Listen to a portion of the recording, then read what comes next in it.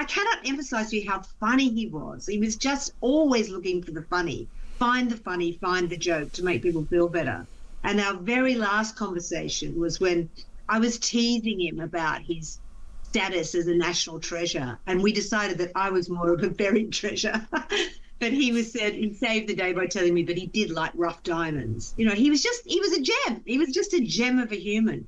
And everyone who worked with him adored him. Jurassic Park actor Sam Neill has died at the age of 78. Friends and colleagues of the New Zealander are paying tribute to him. Let's hear a bit of him in action. Sam Neill being pragmatic about his end. Let's talk to the Times chief film critic first, Kevin Maher.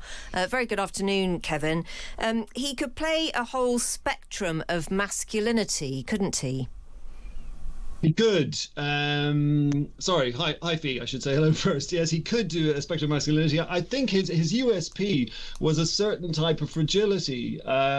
His best films, I know that everyone goes straight to Jurassic Park, and I think that's a film he was least interested in terms of a creative exercise. The same year he did The Piano. He adored The Piano, always said it was like a badge of honor being in that film. And I love him in that film. I love the performance. I love what it is, because he plays a sort of pindered up, really repressed New Zealand landowner who's fallen for Holly Hunter's mute pianist, but his competitor is Harvey Keitel, who's this hyper toxic, super macho, sexy man. And it's this lovely throwback to Wuthering Heights and things, where Harvey Keitel is like Heathcliff, and it's just he captures something essential about screen masculinity that you don't normally go for. You know, the Harvey Keitel character is the character we're supposed to adore because he's sort of romantic and admirable, whereas Sam Neill's character is just so vulnerable in that film, and he's kind of the villain. But the genius of what Sam Neill could do in so many of his performances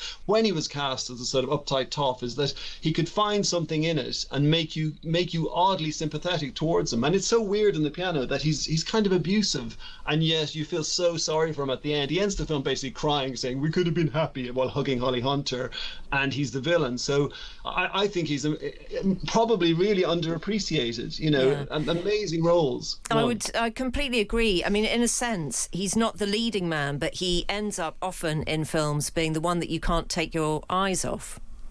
Yeah, he's done that thing that, without being with too sort of film history about it, like James Stewart, Joseph Cotton, Philip Seymour Hoffman, he straddles that character. He's a character actor who suddenly becomes the most interesting thing in the film. The Hunt for Red October, he's literally second banana to Sean Connery, and yet he has such a sweet monologue in the film where he talks about his wishes for defecting to America. He's on a Russian sub, but he's dreaming of living in Montana, and it's kind of tragic because he's going to die by the end of the film. And you come out of A Hunt for Red October going, oh wow, Sean Connery didn't do a Russian accent, but wow, Sam Neill stole the film. So he was an underrated and kind of magnetic performer in unsurprising roles. He was a contender for the part of James Bond at one point, wasn't he? I wonder what you think it would have done to him if he had actually secured that role. I don't know, if you go on YouTube, you can see his audition. And this is so horrible about YouTube, but you can see his audition tape for James Bond. And I can tell you that it just wouldn't have worked. He was a kid who grew up with a stutter. And he has, there's a softness. I think that, when you see his interviews, he's so humble and just sort of like everything's an accident. And he said once that he was like, there was no glacial lakes of depth within him, and really self-deprecating. And I don't think that marries with the inherent swagger that you need of a sort of Daniel Craig. For Bond I think there's, acting reveals a core truth about a person. And I think the Bond characters have a certain swagger that, in a good way, thankfully, Sam Neill lacked. Kevin, stay with us because we do want to come back to you. Let's also bring in the author Kathy Lette, who was a friend of Sam Neill's. So, Kathy, this is a very difficult day for you, and I'm sure that there are lots of other people you'd rather be talking to, so we appreciate your time. Can you tell us a bit about him as a person, the person that we don't see on the screen? Yeah. Well, I mean, all Antipodeans are just heartbroken right now, because even though he was raised in New Zealand, we claim everything that's good from New Zealand as being ours. And he did say he was an honorary Aussie, and he was just so mischievous. He was so deliciously self-deprecating. he had this twinkle in his eye, and he always found a way to disarm with charm. I'd say his charm was more disarming than a UN peacekeeping force. And when I first met him was in the 80s, actually. We lived in the same street, this little rickety street in inner city Sydney. And in Sydney, if you can say you've got harbour glimpses from your property, it doubles the value of your property. So he would always be dropping in for me for cozy cups of tea and stuff. But when I wanted to sell the house, this little rickety terrace I had, I put in the ad, no, I didn't have harbour glimpses, but I had Sam Neill glimpses. And of course, I was inundated by eager female, prospective buyers, because he was, such a sex symbol, even though he so laughed at that idea. He used to always say that he was like everyone else in bed, you just fumble and bumble about like we do in our own lives. So he never mounted his high horse and galloped off into the sunset. He was just so deliciously humble and clever. Like he pretended that he was, knee deep on the surface, but actually he was incredibly intellectual. He was a great campaigner. I mean, he campaigned for the Labor Party in Australia and New Zealand. He campaigned for Greenpeace. He campaigned for refugees. He was a passionate feminist. He believed that women should just take over the world because the men had done such a bad job.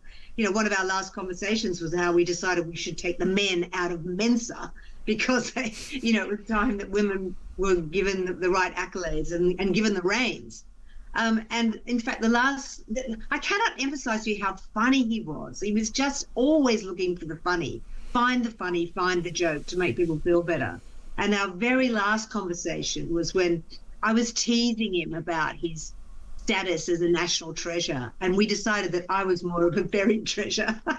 But he saved the day by telling me that he did like rough diamonds. He was a gem. He was just a gem of a human, and everyone who worked with him adored him. And Kathy, there's often a part that actors play where they say, oh, I don't like the glitz and I don't like the glam and I'm not Hollywood at all, but actually they kind of are. Do you think that Sam was genuinely very different from that? Very. I mean, he played the Hollywood game in that he would go and make a big blockbuster, but then he would immediately come back to the Antipodes and support our local film industries in New Zealand and Australia. He made The Dish, or he made The Hunt for the Wilder People, which is my favourite comedy ever. So he was very loyal in that way, but he did shun the kind of the limelight and the glamour. He lived on a farm in New Zealand.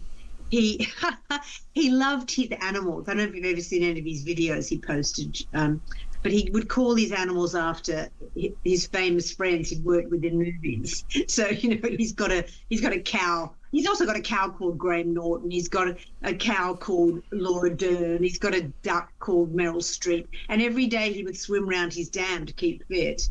And he'd be followed. He'd have all these famous ducks, following him around the pond. So he was part of Hollywood, but he also found a way to sort of blow raspberries at it in a charming, funny, gentle way. We heard a little bit of him there, Kathy, talking about his feelings towards knowing that he was going to die, and not everybody manages to talk about their own death in a very calm and collected way, and it's completely understandable if you can't. But he was very keen to stress, wasn't he, that although he was very ill, he had also received excellent treatment. Mm-hmm. Yes, because he just sort of, we thought his cancer was in remission, and his family haven't told us yet how he died today. But they said it wasn't cancer related, so we're yet to find out, why he took his final curtain. But he was very self-deprecating about death too. He wasn't afraid of it. He just said it would be annoying because there's so many things he wanted to do. He was very keen to see his trees grow and his 3 lovely children, And so that's what annoyed him, that he was going to miss out on some more adventures, because he just loved life. Kathy, thank you very much indeed for talking to us about your friend Sam Neill. And Kevin, before you go, if we wanted to treat ourselves this evening and go back through Sam Neill's back catalogue and watch something, what would you recommend? I'd recommend, it depends how much time you have, very quickly. I loved him in early 80s TV, Riley Ace of Spies, Cain and Abel, amazing film by Gillian Armstrong. Actually, forget about the TV stuff. Just go to My Brilliant Career from Gillian Armstrong. He's the sort of posh toff that you don't want to marry in that, but he's so good at it.